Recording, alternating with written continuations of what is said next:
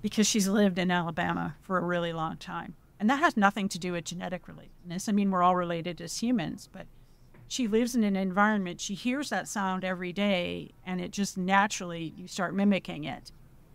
And now you would never think you would think she was born in the South. That's what she sounds like. Until she tells you where she was born, not there. And I mean, I still have vestiges of being Canadian. And most people can figure it out pretty quickly if I say a few words. Figure it out. But I don't I don't anymore sound exactly like the people who still were born and they live there. So I don't sound American. I do sound Canadian. And I do have words that I use that nobody else. I say certain things and people are like, what is she talking about? Like a garbage disposal is a garburator to me. Well, nobody knows what that is on average, unless they spend a lot of time in Canada. I call Cheetos cheesies because that's what they are where I grew up. And I didn't know that nobody else called them cheesies either until people start looking at you like, what's the matter with her? And so these are dialects, right, that you get. And that has to do with vocal learning. And humans obviously have a vast capacity for that. But how other life on Earth vocally learns it's not clear exactly how that works or how many times vocal learning has happened and whether they do it in the same way.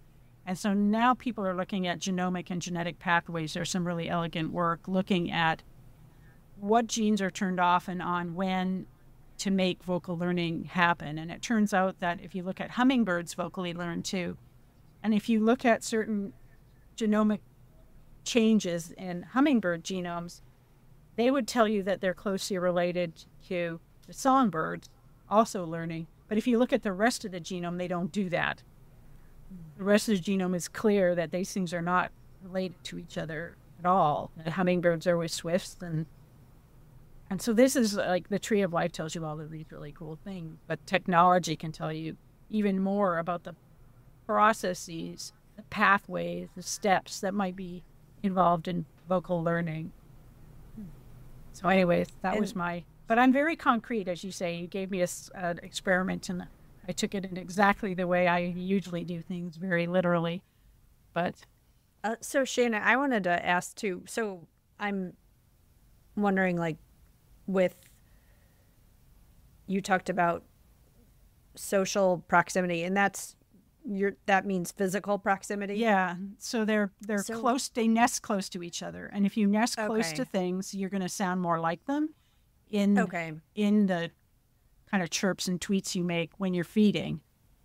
Yes. Okay. So in our neighborhood, that would mean the robins and the cardinals and the blue jays that live close to each other here.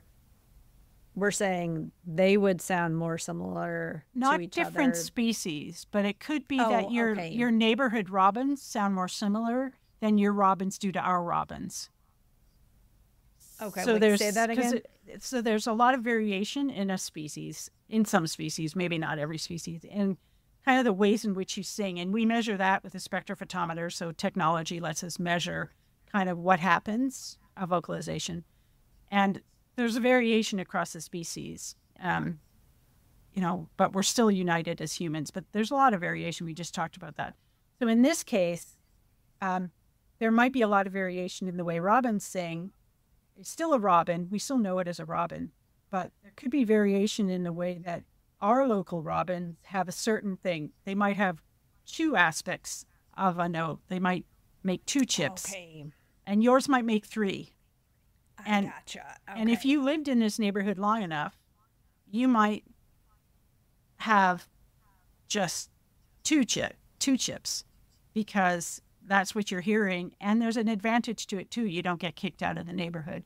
So, and it could, for whatever reasons, whether you're mimicking what you hear, because that's part of the song learning process, or, you just have this flexibility and you adopt something new.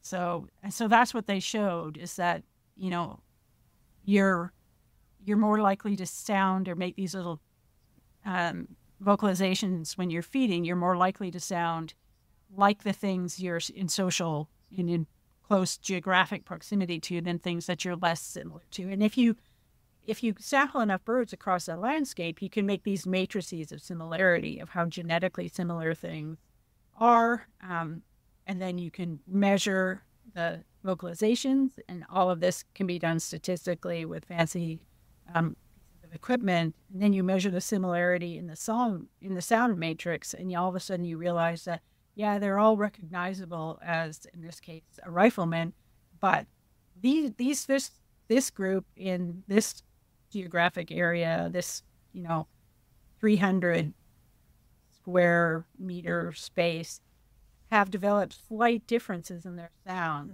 and they all make the sound the same way, and they're different from the thing that's in the 300 meters away, slightly different. Okay, very cool. I thought that was fun. And besides, New Zealand wrens are super cute.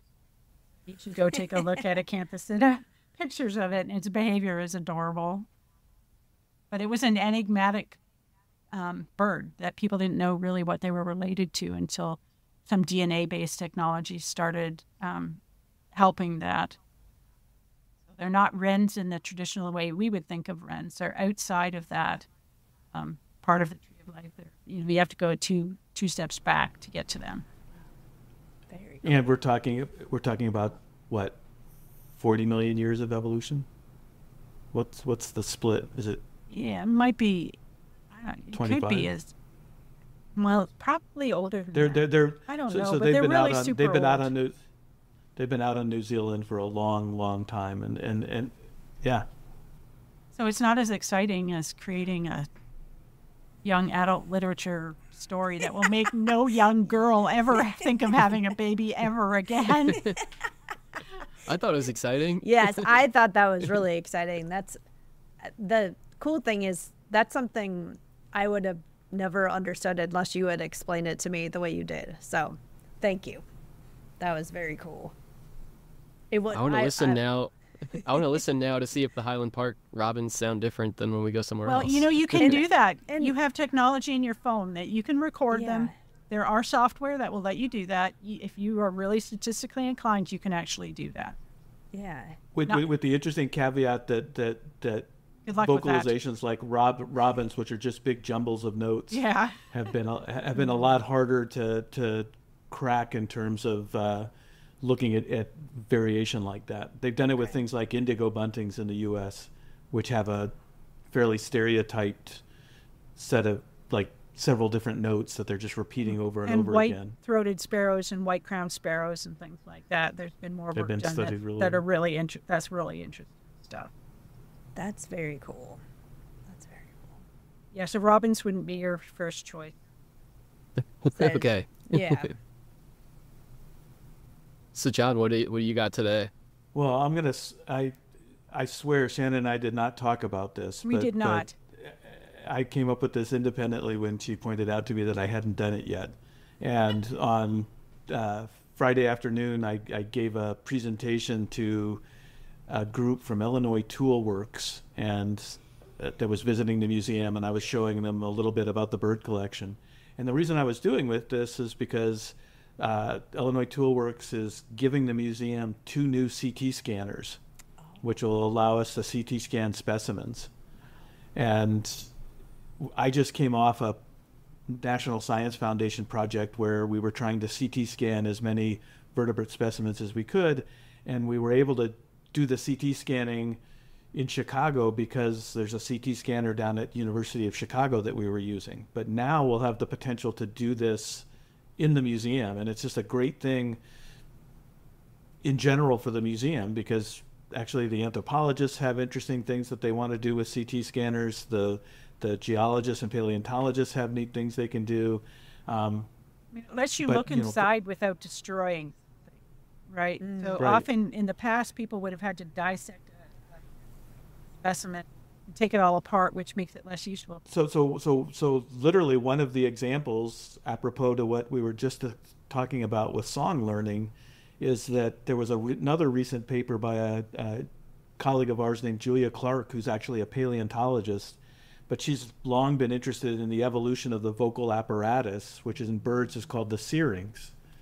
And the problem with the syrinx is it's this cartilaginous thing that's in the throat. And what you have to do, as Shannon was saying, is in the past you would have to dissect it out and look at it. But all the vocalizations are happening because of muscles and structures inside the syrinx. And by definition, if you try to open that up, you destroy those structures. Yeah. So until CT scanning came along, people could not look into the syrinx and see what it looked like actually with respect to its structure in a functional standpoint. And the actual article, oddly enough, that I was talking about to this group was hummingbirds versus swifts, which are two distantly related groups of birds. But each other's closest But hummingbirds, relatives. right, and hummingbirds are known to have song learning.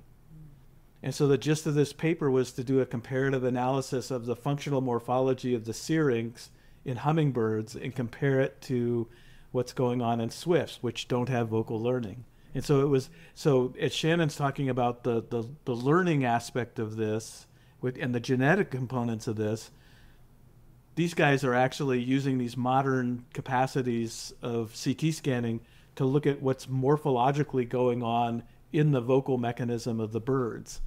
And this is something that I think is going to just revolutionize a lot of this kind of research, because you'll be able to begin to understand morphological structures at incredibly fine scales about all kinds of aspects of bird behavior and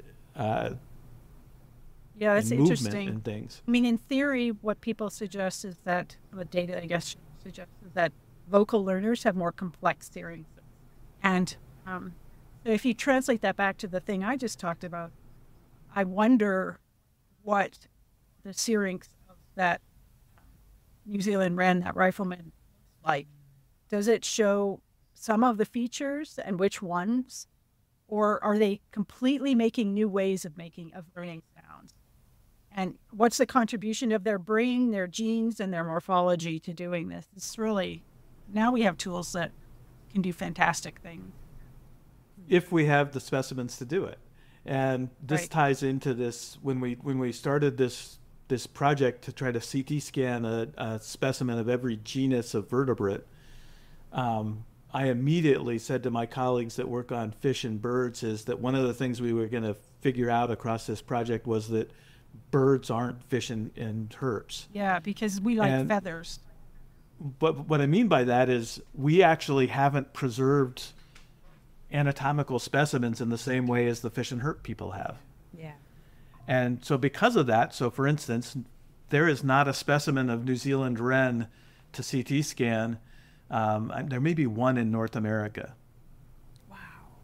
And it just goes to show you that you know, trying to do some of this, and let's say you CT scan one. So now you've got the basis for what a New Zealand wren looks like. But coming back to the paper that Shannon was talking about, what kind of variation is there if you looked at 5 to 6 New Zealand wrens? What about males versus females? You know, what happens? And so it just really highlights what I think is exciting about getting this new equipment is it really highlights the need for some additional material coming into the collections that's going to allow us to sort of delve into some of these really cool topics that we can look at. And it lets us tell new stories with the old specimens, right? They never lose their magic. Specimens never lose their magic. They always have something to say. Like, I was going to say, Shannon, with and I guess, John, is it going to change the way you have to collect everything? Like, It should. Yeah. I was going to say, will you be able to CT scan things, record those images, and then preserve them in the same way you do now? Or will you guys try to keep whole specimens in perpetuity? Well, I wish we had handheld ones that went everywhere in the field with people. We can do all of that. So it's a great question because you can still get most of the same data. It's just the end product is going to be very different. You're going to have a whole specimen in alcohol, but it's a great question because the reason why we do study skins traditionally of things is literally because the external feathers and coloration were the primary means people were using to do taxonomy for many years. So now the interesting challenge is if you inject it with formalin and put it in alcohol, you really can't do the same things with the feathers that you could before. So are there ways to actually get data on the feathers before you put it in alcohol? Or to handheld CT scan it before you take it apart. Right? Exactly. So we have the capacity. I mean, it always ends up being more work and more time to prepare a specimen. But then if you want to really try to basically create what we call extended specimens, which is as much information as possible, yeah, that's what we would do. We would absolutely try to do that. The idea of having a handheld CT scanner that you could use on most birds in the field, powered by the sun. I was going to say, given that the floor loading of the ones we're getting is so substantial, they had to go in a specific place to actually work effectively. Oh my gosh! Somebody's got a little bit of work to do. The museum vibrates a lot. That's what happens when you build something on what used to be a lake bed. Oh, so the museum's on Lakeville? Or landfill, I should say. So when you plow the remains of the Great Chicago Fire into the lake, and then you build a natural history museum on top of it, it's not like the same kind of bedrock that other things are on. So the museum actually vibrates a lot. So there's certain things we can't do. Well, they didn't know we were going to put 1 million pound CT scanners when they built the museum out here, right? They didn't know this. So the floor loadings, everything we do has to do with floor loading. Everything. Can you put another case here? No, because the facilities people have already measured the floor loading, and you cannot put another case on top of this case unless you want it to fall through like that movie with Tom Hanks and one where they buy that horrible house. Oh, the money pit? Yeah, the money pit. Yeah. Unless we want the museum to turn our experiences to turn into that. Yeah, there's a lot of engineering that goes into what you can put where. And then on top of that, certain pieces of equipment that are very sensitive to vibration can't, like the CT scanners, they can't go in certain places. Does the CT scan allow you to see things in eyes that you couldn't see before? Yeah. Is that something that you're changing? So there's all kinds of stuff you can do, but it takes, various aspects of preparation. So for instance, one of the things you have to do to see all the structures in the syrinx is stain the specimen with something, and iodine is the primary thing for seeing cartilage and muscle and provides distinguishing the contrast that lets you see. Yeah. Okay. But all this stuff is possible to. I mean, it opens up. I mean, what? Yeah, we've got Shannon's going to be meeting with a graduate student from Louisiana State University whose dissertation is about eye color development in grackles. Well, I mean, the ways in which you could study this are genomic, like Shannon was talking about with the vocal learning stuff, but also morphological, because they're going to be compounds that are, there could be aspects of eye structure that are actually changing as the result of the differences in eye color. And grackles may not be the best example of that, but certainly, what a penguin eye looks like is going to be radically different than what a kingfisher eye looks like, because kingfishers are spending a lot of time above ground flying around and relatively little time in the water. They both feed in the water. So there can be convergent aspects of what it takes to feed into water, So those are things we're technologically just at the beginnings of trying to understand with genomics, new ways of measuring, even new ideas. People have new ideas, and you can say, oh, nobody's applied that kind of an idea to this particular question. So, So there's parts of science that have been unexplored because we didn't have a way to measure it or study it or see it.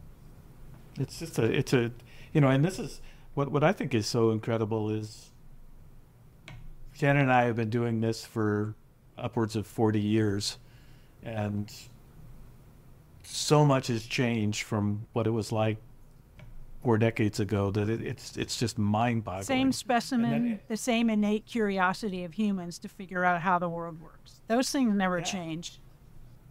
That's awesome. That's so exciting. That is so cool. So at some point, we're going to figure out how and why cowbirds do all of this stuff. Yeah. But then it'll be idiosyncratic because they're the only things that do it that way. Right. Maybe that could be in the Rosemary's Baby scene. Exactly. Is you CT scan the baby and then you realize in the scan, it's a bird. You can make choices about which eggs to toss out when you CT scan and look inside. There, you have closed the circle now. There we RJ. go. We did it. There we go.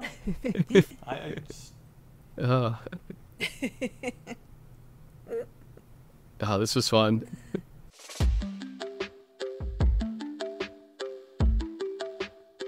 Thanks everyone for joining us. We appreciate the support. Next week, we'll get back to our usual format and we'll be discussing burrowing owls. It was fun to try out a different format, so thanks for following along. If you have a question, please reach out to podcast.birdsofafeather@gmail.com. If it's not too much to ask, we'd love a review on our podcast app. That goes a long way for us and we'd really appreciate it. Okay, see you all next week. Love you all.